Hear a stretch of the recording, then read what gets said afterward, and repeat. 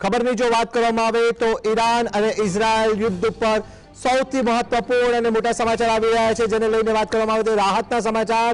Israel અને Iran યુદ્ધના 12 દિવસ બાદ સીઝફાયરની જાહેરાત કરવામાં આવી છે। ટ્રમ્પ દ્વારા જાહેરાત કરવામાં આવી છે।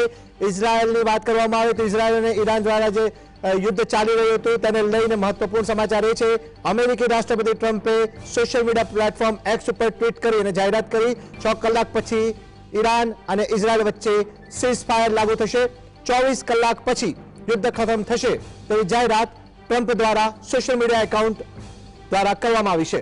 ઇઝરાયલ અને ઈરાન બંને દેશોએ સહમતિથી સમજૂતી કરી હોવાની વાત ટ્રમ્પે જણાવી છે। તેને લઈને કહી શકાય કે યુદ્ધ વિરામ ઉપર ઈરાનના વિદેશ મંત્રીનું નિવેદન આવ્યું છે। ટ્રમ્પે તો એક બાજુ જાહેરાત કરી દીધી છે, બીજી બાજુ વિદેશ મંત્રીનું નિવેદન સામે આવ્યું ને તેને લઈને વાત કરીએ તો અત્યાર સુધી યુદ્ધ વિરામ ઉપર કોઈ સમજૂતી નહીં થઈ હોવાની વાત સામે આવી રહી છે।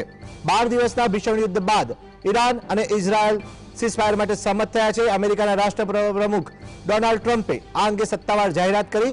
અમેરિકાના રાષ્ટ્રપ્રમુખ ટ્રમ્પે સોશિયલ મીડિયા પ્લેટફોર્મ ટ્વિટર પર પોસ્ટ કરી જણાવ્યું કે ઈરાન અને ઇઝરાયલ પૂર્ણ અને અંતિમ સીઝફાયર માટે રાજી થયા છે।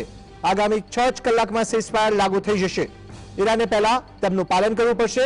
ઈરાન દ્વારા સંઘર્ષ વિરામના પાલન બાદ આગામી 12 કલાકમાં ઇઝરાયલ પણ સીઝફાયર લાગુ કરી દેશે। આગામી 24 કલાકમાં યુદ્ધ સત્તાવાર રીતે સમાપ્ત થઈ જશે।